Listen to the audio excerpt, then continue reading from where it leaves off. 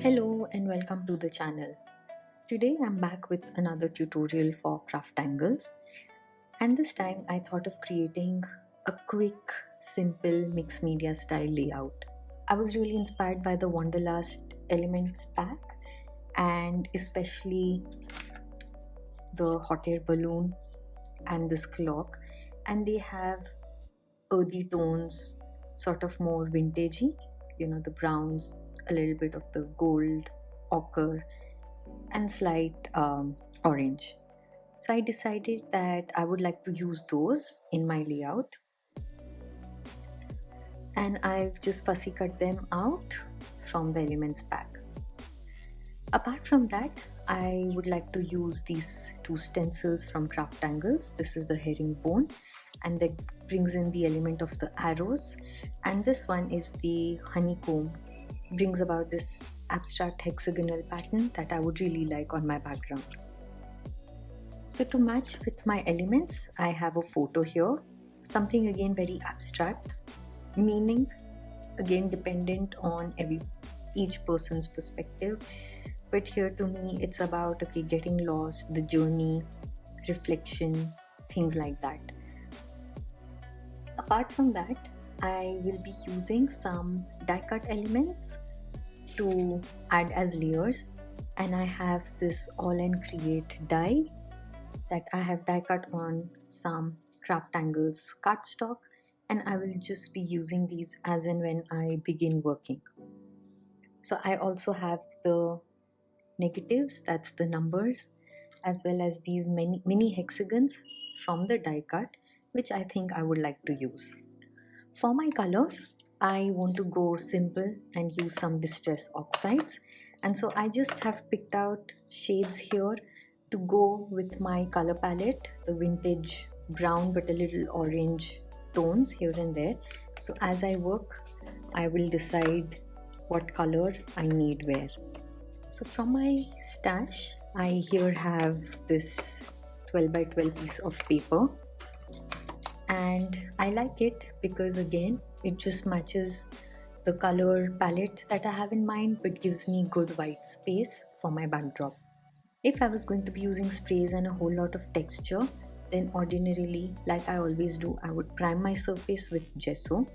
But since I'm mostly focusing on using distress oxides and maybe a little bit of texture, I will not prime it and I will just begin working on my background directly. So first I'm going to use the spiced marmalade and walnut stain, distress oxide inks with my honeycomb stencil. And what I actually am going to do is add the two inks on my stencil directly, very randomly just rubbing it across.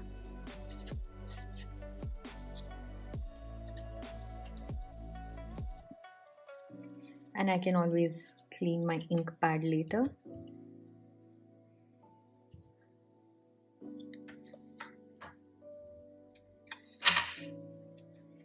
Gently with a wet wipe so that removes any contamination, and I will quickly mist this with water, not too much.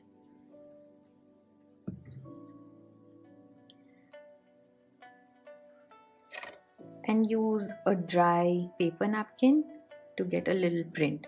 So I would like my photo somewhere down here, and so I want my stenciling around this.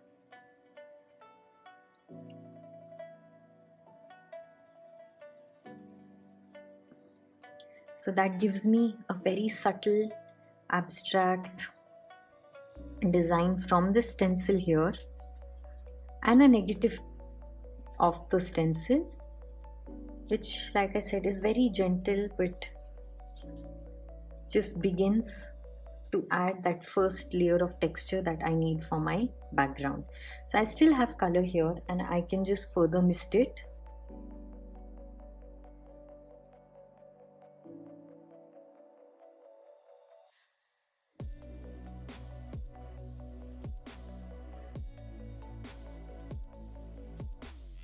Now using the same stencil, but this time with my blending tool, I'm just going to add the two colors.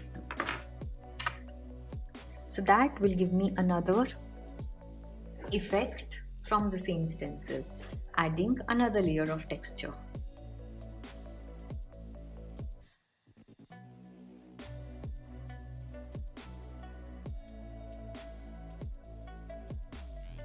So in that way, I have a little more texture down in place, and you can see how the same stencil works differently with a negative imprint and with the positive one. So I quite like that texture so far. And now with my second stencil, I'm going to use the vintage photo to add another brown and scattered straw to just bring in the sort of this aged linen color back into my background. And I will use it sideways to get my movement horizontally near my focal point.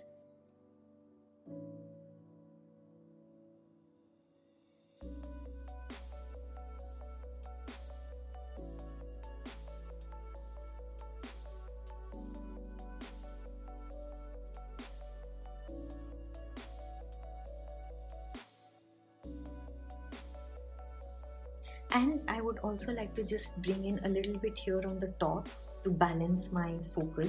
So I'm just going to use the same stencils and add a little color.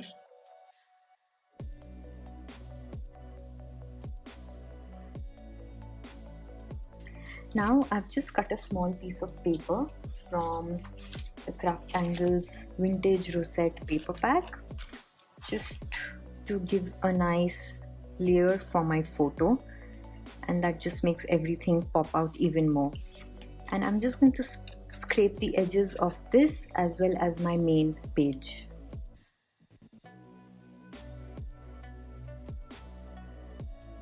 So with my sides distressed and scrapped, what I've also done is just mounted my layout onto some chipboard, and that just gives it a nice firm steady base. Now I would like to distress the edges of my layout, and I always like to do two tones, and since it's the whole vintage feel, I am going to go back to my first two shades here, the Spice Marmalade and then Walnut Stain. So I'll first distress it with Spice Marmalade, and then I'll distress the edges with Walnut Stain, and that just adds in more depth and shadow. So for my Spice Marmalade, I'm actually going inwards out, starting inside and going out. So I have that color and a nice little border there.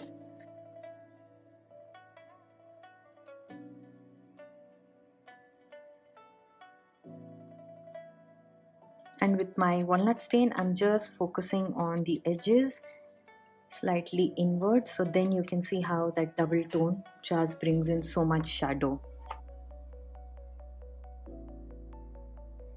Time to add some background stamping, and I'm just going to use some assorted stamps for some random texture, and I'm going to be using black archival ink for this, but also just going in with a little vintage photo and maybe spiced marmalade.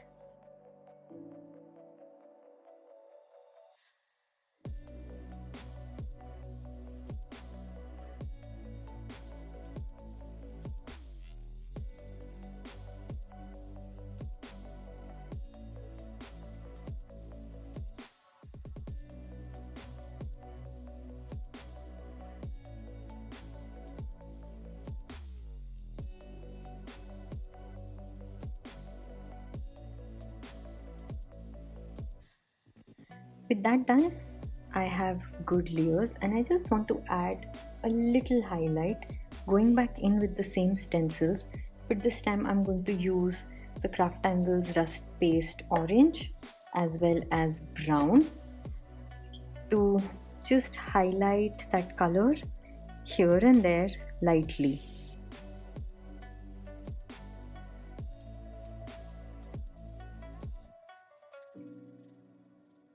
going to use some CrafTangles black gesso and color my die cut elements here, because I think it would be a good idea to add that darker contrast and bring these out with black.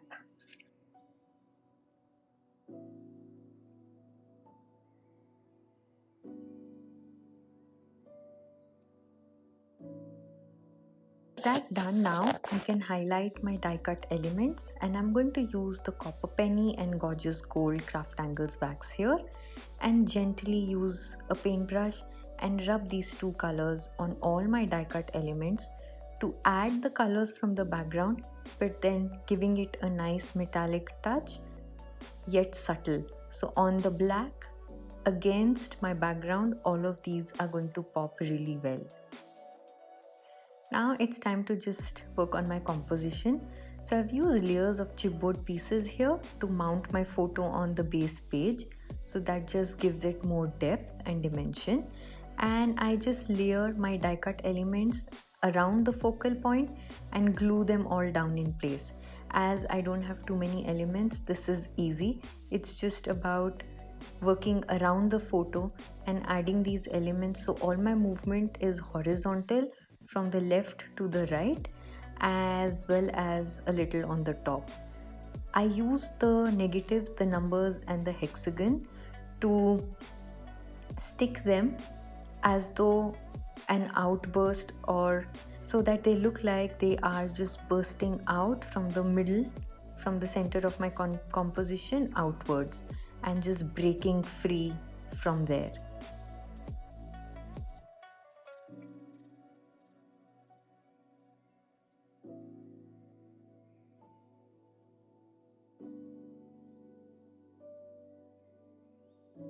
Now time to add some splatter. So I go back with my orange and brown rust paste, but really add a lot of water and dilute them, and add splatter on top around my die cut elements and the mini composition, as well as around my main focal composition in between.